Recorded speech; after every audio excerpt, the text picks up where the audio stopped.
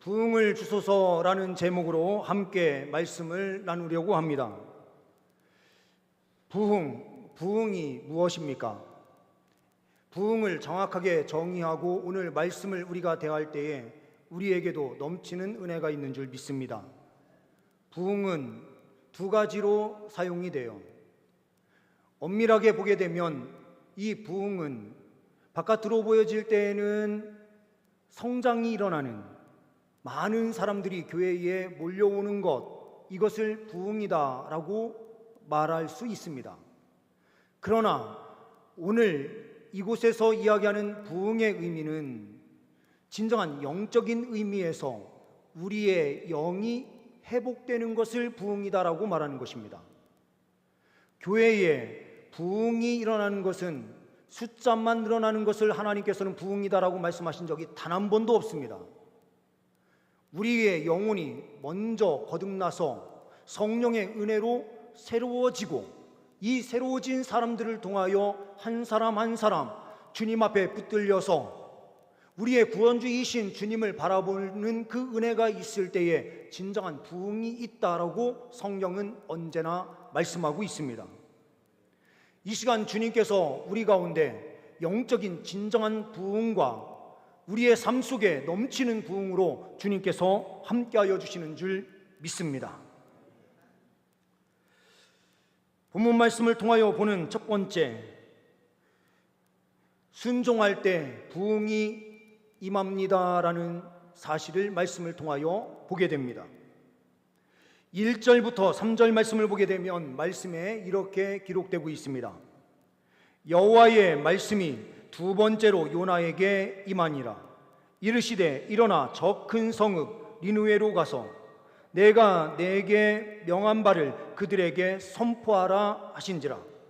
요나가 여호와의 말씀대로 일어나서 니느웨로 가니라.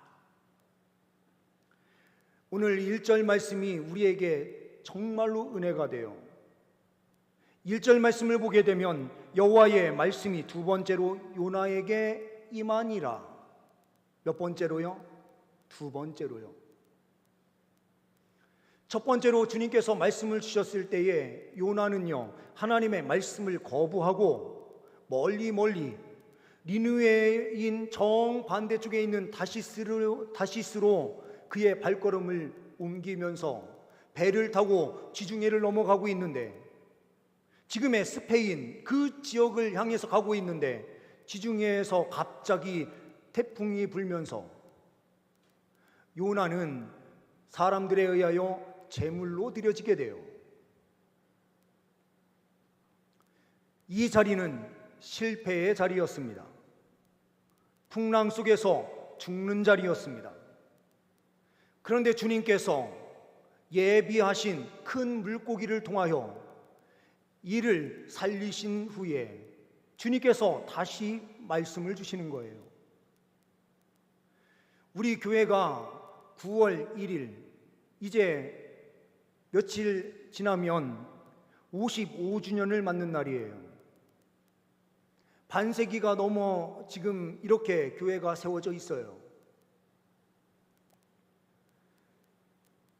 교회는 어떤 곳입니까?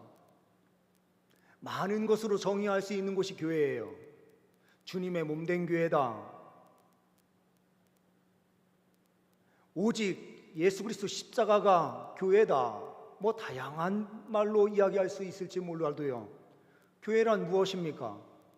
오늘 본문 말씀을 통하여 보는 교회는요, 다시 기회를 주는 곳이래요.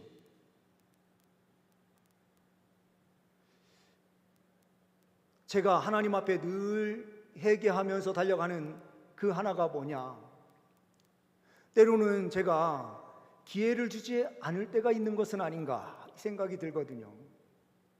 그리고 교육자들, 제가 처음에 담임 목사 사역을 시작하면서 너무 타이트하게 함께 사역하는 동역자들한테 자꾸 무엇인가 요구했던 것이 아닌가라는 생각이 들어서 하나님 앞에요, 제가 회개를 많이 합니다.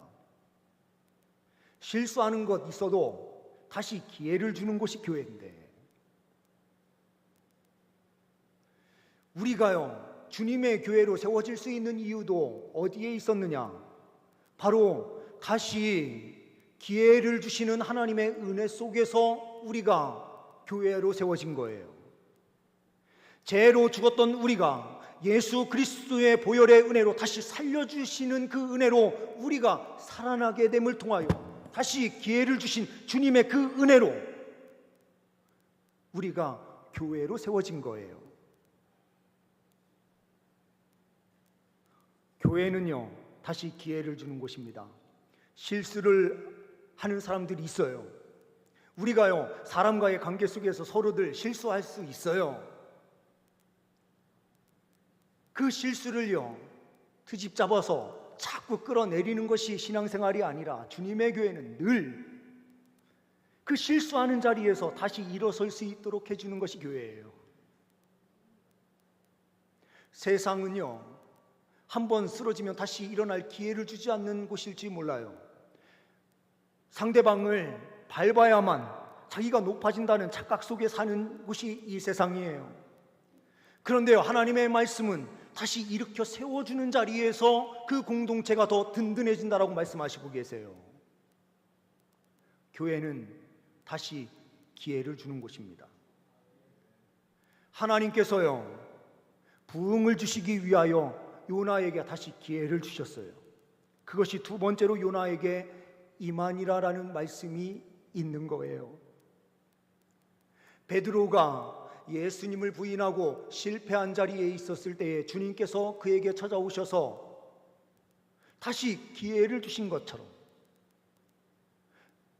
바울이 주님의 말씀을 대적하면서 그리스도인들을 죽이기 위하여 달려가던 그 자리에서 다시 만나셔서 그에게 다시 기회를 주셨던 것처럼 우리의 삶에도 주님께서 다시 기회를 주심으로 부흥의 역사를 이뤄가시기를 원하시고 계시는 것입니다. 이때 다시 기회를 주셨을 때에 우리가 어떤 자리에 있느냐가 중요해요. 2절 이후의 말씀에 일어나 저 큰 성읍 니느웨로 가서 내가 내게 명령한 바를 그들에게 선포하라 하신지라. 요나가 여호와의 말씀대로 일어나서 니느웨로 가니라, 이렇게 되어 있어요. 하나님의 말씀이 두 번째 임했을 때예요. 첫 번째 달려가던 그 길을 다 버리고 온전한 순종으로 나아가고 있는 요나의 모습을 오늘 말씀을 통하여 발견하게 되는 것입니다. 주님께서요, 그냥 강력한 역사를 펼치셔서 니느웨를 변화시켜 주시면 되는데 주님, 왜 하필이면 요나를 그곳에 보내십니까? 주님께서는요, 언제나 순종하는 사람들을 통하여 하나님 나라가 세워지는 것을 보게 하세요. 이 시대 속에서도 주님께서 다시 기회를 주시고 성령의 은혜를 주셔서 일으켜 세워주시는 주의 백성들을 통하여 주님께서는 일하시고 강력한 역사를 펼치시는 것을 보게 하시려고 하시는 것입니다. 우리에게 고난을 주시고 넘어짐의 자리에 있게 하셨던 그 이유가 무엇인가? 다시 일으켜 세워서 그를 통하여 더 큰 일을 행하실 하나님의 비전을 품고 계셨기 때문이에요. 이때에 하나님 말씀 앞에 순종함으로 나아갈 때 놀라운 역사가 펼쳐지는 줄 믿습니다. 제가 여러 번 말씀을 드렸던 허드슨 테일러라고 하는 선교사가 있어요. 영국에서 잘 나갈 수 있었던 의사입니다. 머리도 똑똑하고 그 시대에 촉망받던 사람이에요. 그런데 이 사람이 주님의 은혜를 체험하면서 모든 것을 다 내려놓고 중국 땅, 그때의 변방과 같은 곳이었던, 발전되지 못한, 서양보다 더 발전하지 못한 곳으로 알고 있었던 중국 땅으로 그는 향하여 들어갑니다. 그런데 그때에 많은 주변에 있었던 알고 지내던 사람들이 이렇게 이야기했어요. 너 미쳤다. 꼭 그 중국 땅에 들어가야만 하나님의 일을 하는 것이 아니라 지금 네가 있는 그 위치에서 의사생활 잘하면서 하나님 뜻 앞에 순종하며 살아가도 그것으로도 충분한 것이다. 이렇게 말하는 사람들이 있었는데요. 주님을 인격적으로 만난 이 허드슨 테일러는 주님께서 주신 그 마음을요 어찌할 수 없어서 그런 조롱과 미쳤다라고 하는 소리를 다 뒤로 하고 중국으로 직접 들어가서요, 그들이 묶은 머리 모양 똑같이 중국의 옷 똑같이 다 입고 낮은 곳에서 그곳에서 복음을 전하는 삶을 살았어요. 이 한 사람의 순종을 통하여 1000명의 선교사가 그곳에 세워지고요, 수많은 교육자들이 세워지면서 중국 곳곳에 주님의 교회가 세워지기 시작했습니다. 그를 통하여 CIM이라고 하는 선교단체가 세워지고 지금은 아시아 지역을 아우르는 큰 선교단체로 계속해서 명맥을 이어가고 있습니다.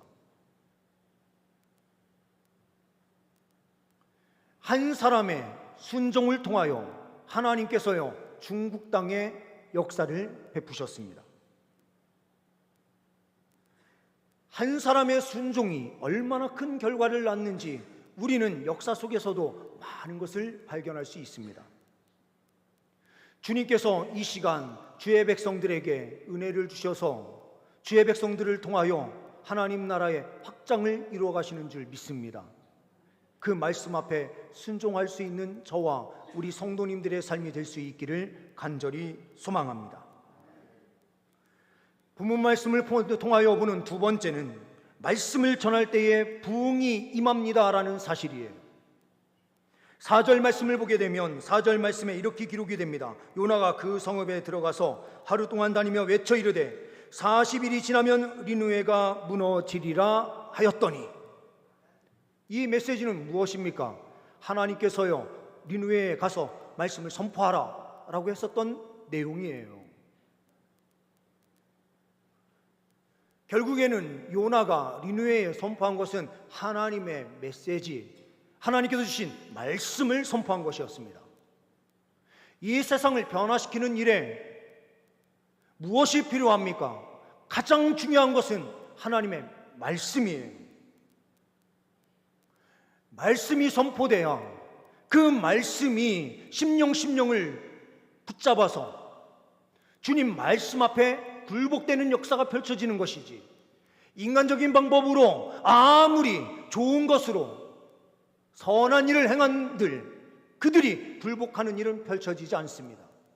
하나님의 말씀이 그의 심령 가운데 요동칠 때에만 사람이 변화될 수 있는 거예요. 이 땅이 왜 변화되지 않는다라고 말씀하십니까? 우리가 하나님의 말씀을 들고 나아가서 하나님의 말씀을 전하지 않기 때문에 이 땅이 변화되지 않는 것인데, 우리는 자꾸 다른 이야기를 할 때가 많아요.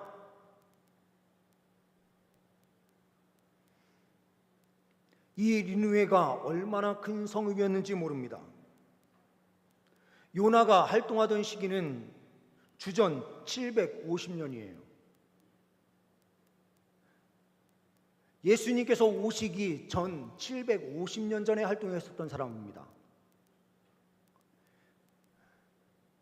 그때에 이 니느웨가 얼마나 컸는지요, 고고학자들이 발견해서 유출을 하게 되는데, 고고학자들에 의하여 밝혀진 그 사실을 보게 되면 이 니느웨가 성벽만 12km,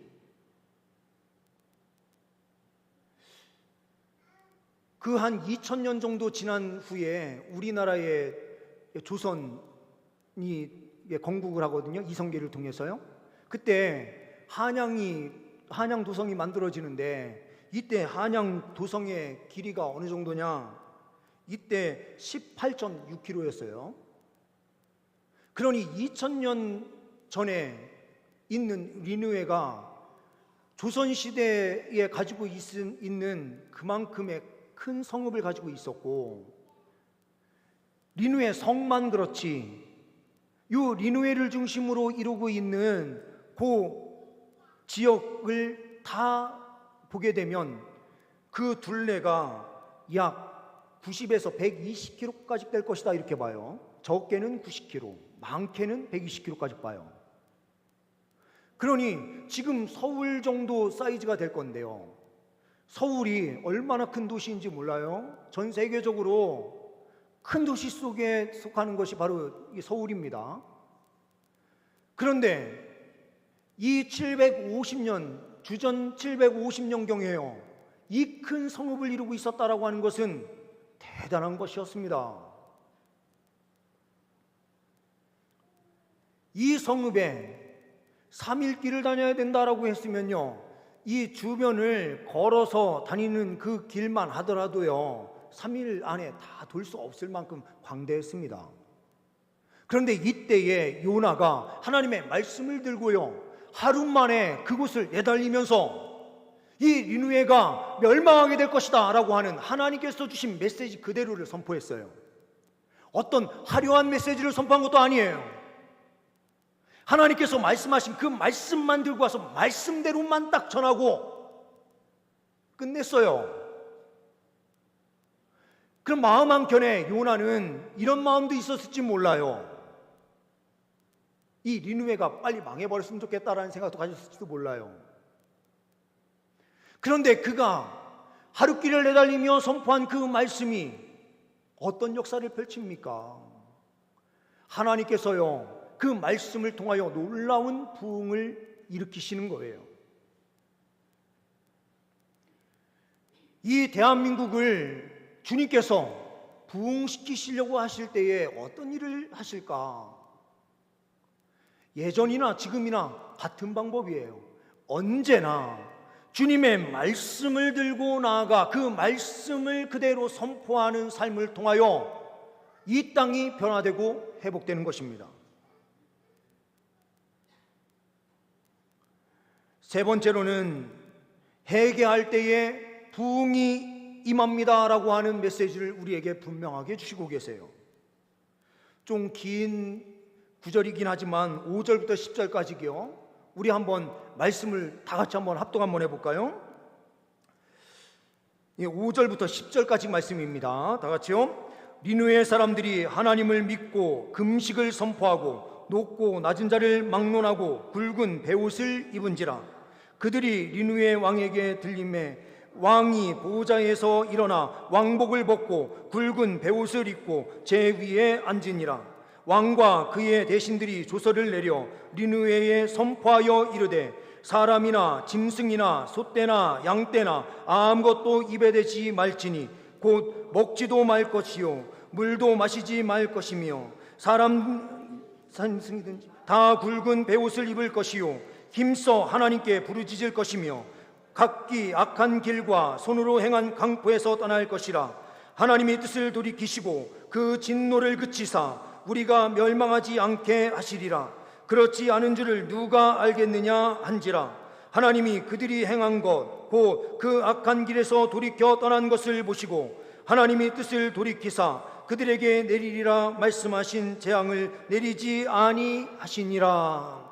아멘. 회개의 역사가 펼쳐져요. 부흥은 회개에서부터 시작이 돼요.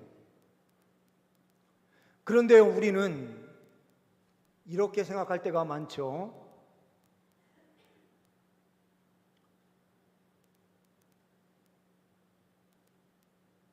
도대체 교회의 대표들은 뭐하냐? 교단의 대표들이 모여서 도대체 뭐하고? 도대체 총회가 뭘 하며? 목사는 뭐하냐? 저는 그런 수많은 외침 앞에 가장 잘못하고 있는 것은 저는 목사인 제 자신이 잘못하고 있다라고 전 분명하게 생각을 하고 하나님께 은혜를 구하며 나아갑니다. 그런데 오늘 말씀을 보십시오. 이것은 저를 합리화하기 위한 것도 아니에요. 오늘 5절 말씀을 보게 되면 니느웨 사람들이 하나님을 믿고 금식을 선포하고 높고 낮은 자를 막론하고 굵은 베옷을 입은지라 이렇게 되어 있어요. 하나님의 말씀을 들은 백성들이요, 그 마음 안에 말씀이 역사하니까요, 회개가 자연스럽게 나오기 시작한 거예요. 백성들이 회개하니까요, 6절 말씀에 그 일이 니느웨 왕에게 들림에 왕이 보좌에서 일어나 왕복을 벗고 굵은 베옷을 입고 제 위에 앉으니라, 이렇게 되어 있어요. 백성들부터 회개가 일어났고 이 소식이 왕가에까지 들려지니 왕궁에 있었던 왕이 죄를 뒤집어 쓰고 제 위에 앉아서 회개하는 역사가 펼쳐졌다. 반대로요, 이 왕이 변하면서 어떻게 됐습니까? 온 땅에 조서를 내리면서 일부의 백성들, 많은 사람들이 회개하면서 엎드렸지만 더 많은 온 백성들이 회개하기를 원했던 왕이 조서를 내리면서 온 땅의 백성들이 다 회개하게 되는데요, 이 자리에는 동물들까지 다 포함해서 아무것도 먹지 말라. 이 동물은 무슨 죄가 있느냐, 이렇게 생각을 할 수 있을지 몰라도요, 이거는요, 그만큼 온 땅이 하나님 앞에 철저하게 회개했다라는 뜻이에요. 부흥은요, 왜 목사가 변화되지 않아서 이 땅에 부흥이 없느냐라고 하는 부흥이 안 되는 원인을 누군가에게 돌리는 것으로부터 시작되는 것이 아니라, 나 자신이 하나님 말씀을 듣고 그 말씀에 찔려 하나님 앞에 엎드려 회개하는 것으로부터 시작이 된다라는 거예요. 진정한 부흥은 왜 저 위에 있는 사람들이 아무것도 하지 않느냐 라고 누군가에게 책임을 전가하는 것에서 부흥이 일어나는 것이 아니라, 왜 부흥이 일어나지 않는가라고 하는 그 원인을 말씀을 통하여 찔림을 받은 사람이 하나님 앞에 엎드려 진정으로 회개할 때 일어나는 거예요.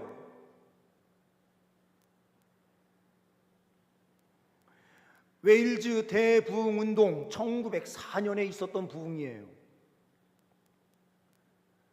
청년 복음 전도자였던 에반 로버츠라고 하는 한 사람이요, 간단하게 기도한 것으로부터 시작이 됐어요.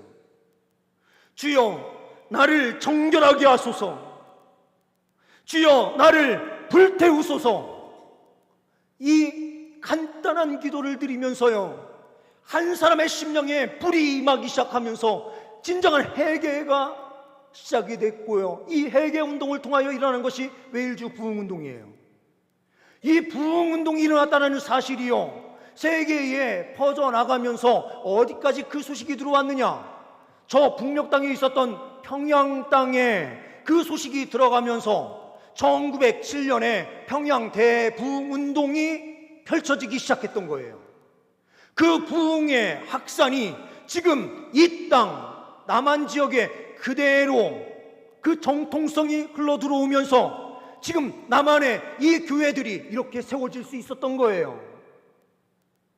한 사람이 하나님 앞에 진실한 기도를 드리고 진정한 회개로 나아갔을 때에 세계 곳곳이 새로운 은혜의 역사가 펼쳐지기 시작한 것입니다.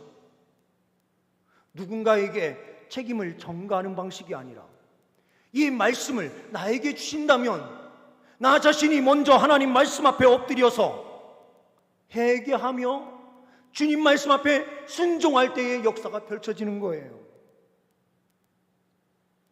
하나님께서요, 은혜의 역사를 펼치시는데 어떻게 은혜의 역사를 펼치시는가? 하나님께서요, 한 사람의 심령에요, 말씀을 들려주세요. 실패할 수 있어요.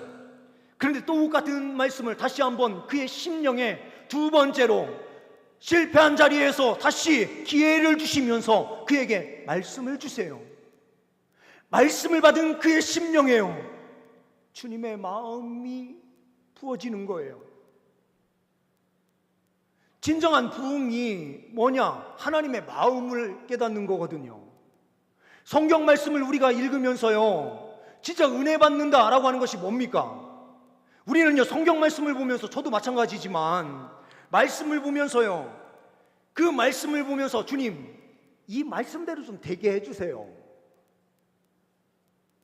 관점이요, 말씀을 통해서 하나님의 마음을 깨닫고 하나님의 마음에 흡족한 삶을 살아드리기 위하여 나의 삶을 드리는 것이 아니라요, 말씀을 보면서 주님, 이것처럼 되게 해주세요. 내가 정해놓은 그 길을 놓고요, 주님, 이것대로 좀 되게 해주세요, 이런단 말이에요. 그런데 성경을 읽어간다라고 하는 것은 무엇입니까? 우리가요, 묵상을 통해서 하나님의 뜻을 깨닫는다라고 하는 것은요, 내 뜻이 아니라 하나님 뜻 앞에요, 엎드리는 거예요. 근데 이 은혜가 어디에서부터 시작이 되느냐? 하나님께서요, 다시 기회를 주시는 순간부터 우리에게 이 은혜가 부어지기 시작한 거예요. 주님의 마음은요, 우리를요, 다시 기회를 주시고 다시 일어날 수 있게 하기를 원하시는 분이 우리 주님이시고요, 말씀 부여잡고 달려가는 그의 심령 위에요, 주님께서 함께 해주시는 은혜를 허락해 주시는 거예요. 그래서 이 한 사람의 순종을 통해서요, 주님께서 한 사람 심령에 불을 내려주시는 것은 얼마든지 가능한데요, 그 불이 임한 요나가 어떻게 했느냐는 거죠. 그 불이 임한 요나가요, 하나님의 사랑을 깨달은 거예요. 부족한 순종일지 몰라도요, 그는 하나님의 마음을 깨닫고 자기가 가기 싫은 니느웨로 가서 하나님의 말씀을 그대로 선포했어요. 이것이 얼마만큼 정성 들인 선포인지 이것에 초점이 있는 것이 아니라, 그가 가기 싫은 길도요, 하나님께서 말씀하시니 가서 순종한 그 순종의 걸음이 하루치가 있었다라는 거예요. 이 하루치의 순종을 통하여 하나님께서는요, 니느웨에 있는 백성들의 심령을 온전히 사로잡으셔서 회개하며 돌아오게 만드시는데요, 이 백성들로부터 시작된 이 부흥 역사가 왕에게까지 올라가고 온 나라에까지 임해서 새로운 부흥 역사로 이 아수르가 멸망하는 그 시기가 점점 뒤로 미뤄지게 되는 역사가 펼쳐졌다는 것입니다. 이 땅에 왜 부흥이 없느냐? 우리가요, 먼저 심령이 새롭게 되는 은혜가 없기 때문에 그래요. 왜 그런가? 우리가요, 두 번째 다시 임하셔서 우리에게 말씀하시는 하나님의 은혜를 깨닫지 못하기 때문에 그래요. 하나님의 마음이 우리에게 부어져서요, 주님께서는 말씀을 들고 세상으로 나가서 말씀대로 살라, 너희들의 삶을 통하여 주님의 교회가 살아있는 것을 제발 좀 보여줘라 라고 하는 명령을 우리에게 계속해서 주시고 계시는데, 요나는 순종해서 그 니느웨로 들어갔지만 우리는요, 지금도 다시 다시스로 가려고 하는 우리의 불순종의 모습이 아직도 자리 잡고 있다는 거예요. 주님께서는 주의 백성들을 통하여 지금 다시 일하시기를 원하시면서 기회를 주시고 계십니다. 늘 말씀을 부여잡고 나의 인간적인 방법이 아니라 하나님의 말씀을 담대히 선포하는 믿음의 백성들 되시기를 소망합니다. 주의 백성들을 통하여 이 땅이 치료되고 회복되는 역사가 펼쳐지는 줄 믿습니다. 기도하십니다. 하나님 아버지, 이 시간 주의 백성들에게 성령의 충만함을 주옵소서. 주님 말씀 앞에 진정으로 깨어지게 하여 주옵소서. 그러므로 나의 방법이 아닌 하나님의 마음을 우리가 온전히 깨닫고 하나님의 뜻을 이루는 길로 순종으로 나아가게 하여 주셔서 주의 백성들의 순종을 통하여 이 땅이 새롭게 되는 역사가 펼쳐지게 하옵소서. 우리 주 예수 그리스도의 이름으로 기도하옵나이다. 아멘.